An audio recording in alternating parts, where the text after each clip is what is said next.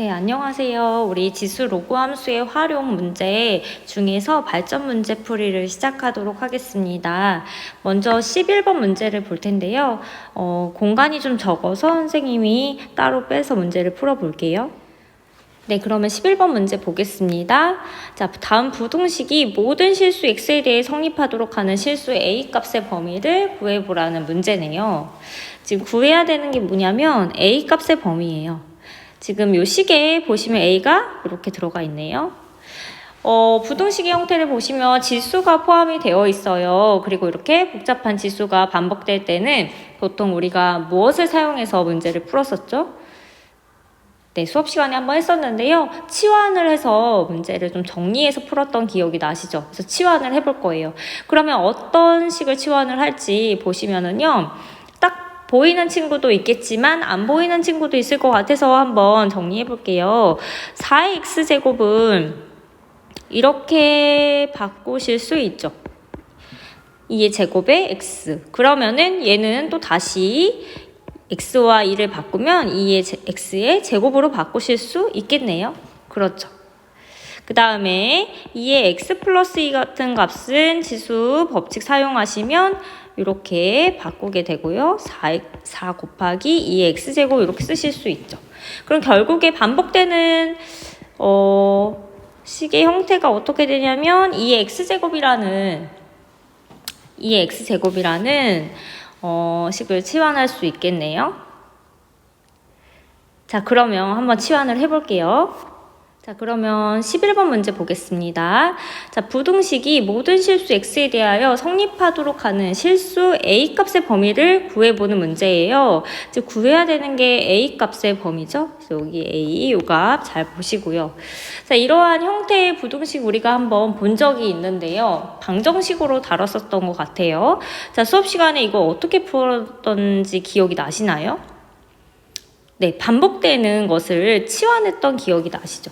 그래서 어떤 걸 치환해야 될지 딱 보이는 친구도 있지만 안 보이는 친구도 있기 때문에 한 번 더 정리를 해보면요. 4의 x제곱은 2의 제곱에 x로 바꿀 수 있고, 자, 요거 자리 바꾸시면 2의 x제곱의 제곱이고요. 그래서 얘는 요렇게 형태로 바꿀 수 있고요. 또 하나 보시면요. 2의 x 플러스 2제곱은요. 우리가 지수 법칙 사용하시면 2의 x제곱과 2의 제곱으로 바꾸실 수 있고요. 결국에 4 곱하기 2의 x제곱으로 바꿀 수 있겠네요. 자, 그러면 이제 반복되는 거 보이시죠? 누구예요? 네, 2의 x제곱이 보이네요. 그래서 우리는 2의 x제곱을 치환해 볼 건데요. 라지 x로 치환을 해 볼게요. 자, 치환할 때 조심해야 되는 거는 항상 치환하고 나서의 범위를 항상 정하셔야 된다. 범위.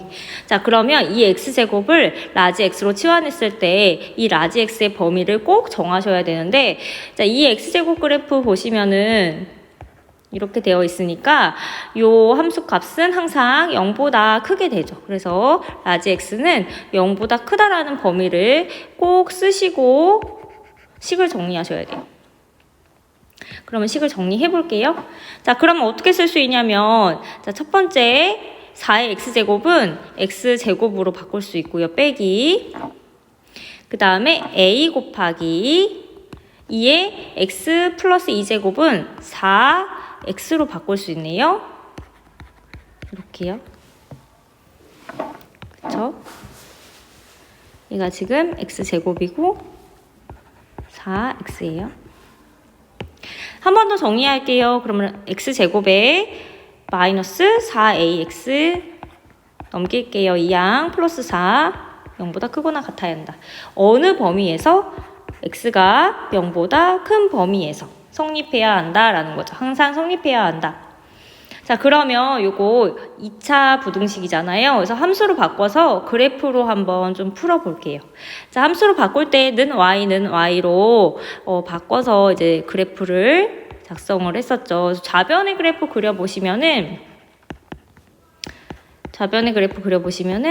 지금 2차 함수의 형태이기 때문에 완전제곱으로 묶어서 형태를 찾아볼게요. 그럼 절반 2a 제곱 들어가고요. 마이너스 4a 제곱에 플러스 4 이렇게 나오겠네요. 그러면 어떻게 그려지냐면 이제 개수가 플러스니까 아래로 볼록이 되고요. 꼭지점이 자 2a일 때 x 라지 x가 2a일 때 y값 마이너스 4a제곱 플러스 4가 되네요. 자, 그런데 우리가 요게 이제 y는 0보다 항상 크거나 같아야 되는데 y는 0이 이제 x축에 해당하는 값이죠. 그러니까 사실 우리가 궁금한 거는 얘가 이렇게 항상 떠 있거나 같아지거나 뭐 이런 식의 형태가 되길 바라는 거죠. 그런데 문제는 x가 라지 x가 0보다 클 때 성립하라는 말이에요.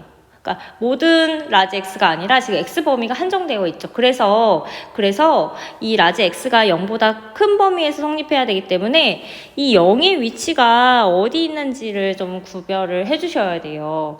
그래서 케이스를 이제 세 가지로 나눠서 볼 건데요. 첫 번째 0이 잠시만요. 0이 이 a보다 왼쪽에 있을 때 여기가 왼쪽에 있을 때 첫 번째고요.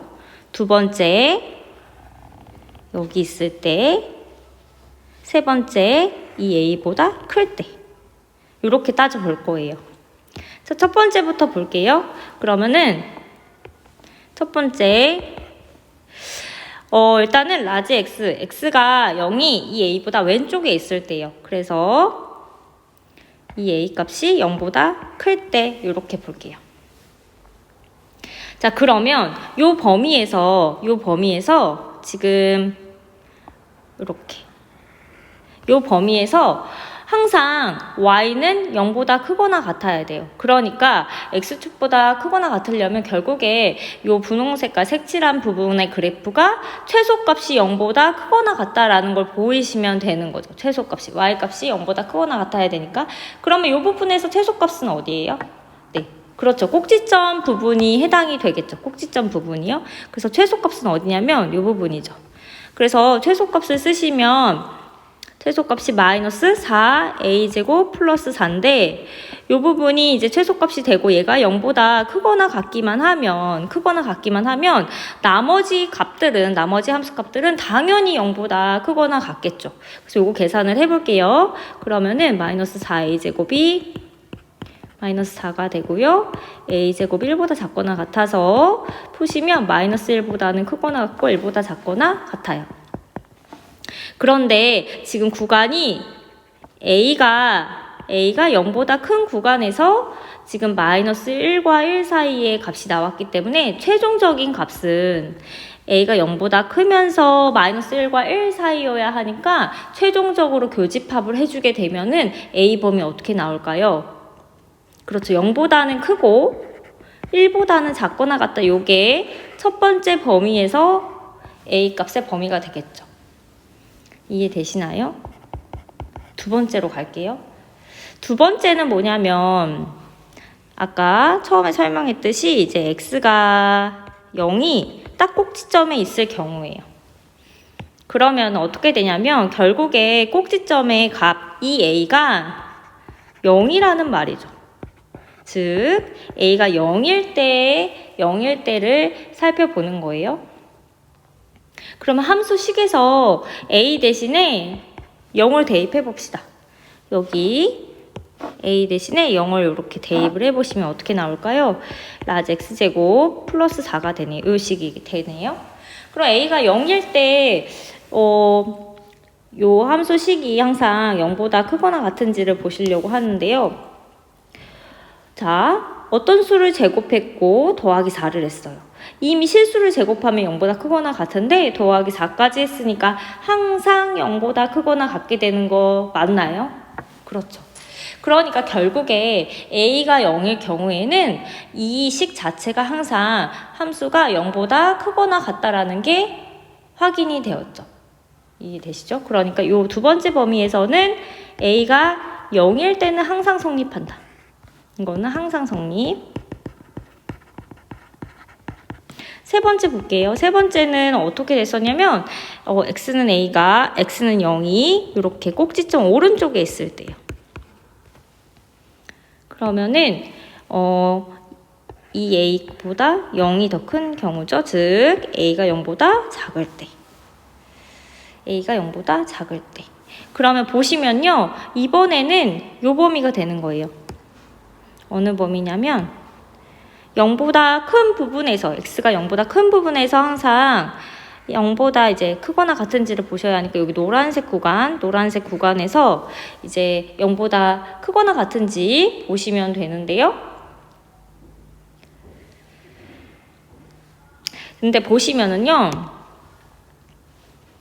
지금 0보다 크거나 같은 부분에서 이제 함수값이 0보다 크거나 같은지 보시면 되는데 a가 0보다 작을 때는 여기다가 지금 x에 0을 대입해 보시면 요 값이 얼마인지 한번 살펴볼게요. 그러면은 y는 x에 0을 대입하면 그 4가 나오죠. 그래서 얘가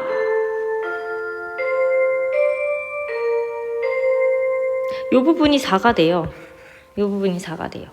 그러니까 지금 0보다 큰 범위에서 x가 0보다 큰 범위에서 그래프가 항상 0보다 크거나 같은 걸 보일 건데 얘가 이미 x가 0일 때 값이 이미 4니까 당연히 0보다 큰 부분에서는 당연히 0보다 크거나 같겠죠. 이미 그 시작하는 x가 0일 때 값이 4니까요. 이해되세요? 그래서 얘는 그냥 얘도 항상 성립해요. 이미 시작할 때 여기 x가 0일 때 값이 4니까요. 항상 성립해요. 그래서 세 번째 구간에서도 a가 0보다 작을 때는 항상 성립해요. 그래서 우리는 1번 케이스, 2번 케이스, 3번 케이스 나눴잖아요. 요거를 세 개를 합쳐주시면 최종적으로 값이 어떻게 되냐면 따라서 합쳐주시면 어떻게 되나요? a는 1보다 작거나 같다. 요게 답이 나오겠네요. 그래서 답은 3번이 되겠죠. 조금 어려웠죠. 이거는 구간을 좀 3개로 나눠서 보셔야 하기 때문에 좀 쉽진 않았을 거예요. 네.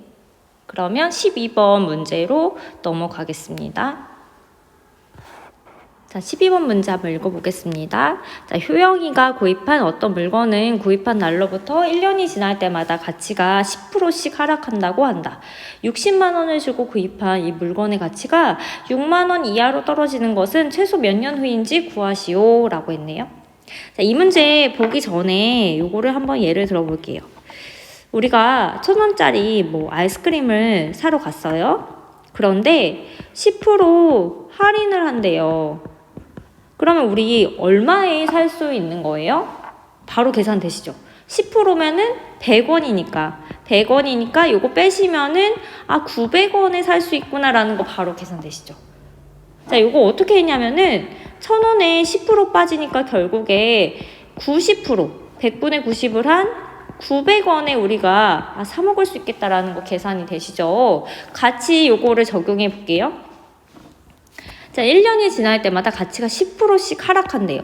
그럼 결국에 가치가 90%만 남아있는 거죠. 자, 요거를 보시면서 처음에 이제 60만 원을 주고 샀어요. 그럼 1년 뒤에는 60만 원에 10% 빠졌으니까 90%, 100분의 90만큼의 가치가 남는 거죠. 또 1년이 지나면 여기 60만 원에 100분의 90을 한 요 가치에 또 한 번 90%만 가치가 남는 거죠. 10% 빠졌으니까. 자, 이런 식으로 계속되는 거니까 식을 한번 세워볼게요. 결국에 어떻게 세울 수 있냐면, 자, 60만 원에, 자, 계속해서 90%씩만 가치가 남는 거예요. 1년 뒤에, 2년 뒤에, 3년 뒤에 100분의 90을 곱해야 하니까 n제곱이라고 해볼게요. 얘가 언제 6만 원까지 떨어지는 거야. 6만 원 이하로 떨어지는 걸 찾아보는 거죠. 자, 요 식을 세우셨으면 이제 푸실 수 있겠죠. 양쪽에 만원 단위 없애고요. 6을 먼저 약분할게요. 그래서 식을 좀 정리해보면 여기 100분의 90도 먼저 없앨게요. 그러면 10분의 9의 n제곱 그 다음에 10분의 1 이렇게 세우실 수 있겠네요. 이 상태에서 좀 풀기가 어렵기 때문에 다시 이제 n을 떨어뜨리기 위해 로그를 쓸 건데 여기 힌트가 좀 있죠. 로그 3은 0.48.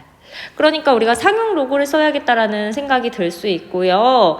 로그를 써야겠다는 생각도 좀 가지실 수 있겠죠. 그래서 양변의 로그를 씌워 볼게요. 상용 로그 똑같이 씌워 주시고